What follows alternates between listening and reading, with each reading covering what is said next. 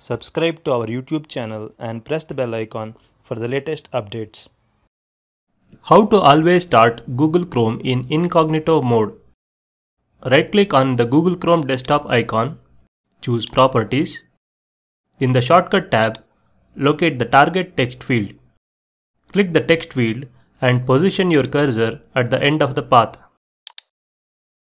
Now press the spacebar and then type :incognito at the end of the path in the text box.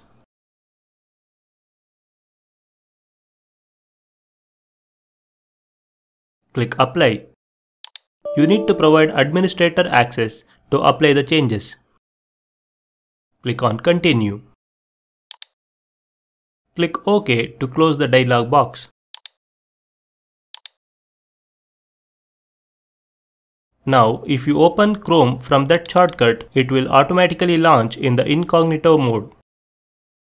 This is how you can always start Google Chrome in incognito mode. Thank you for watching.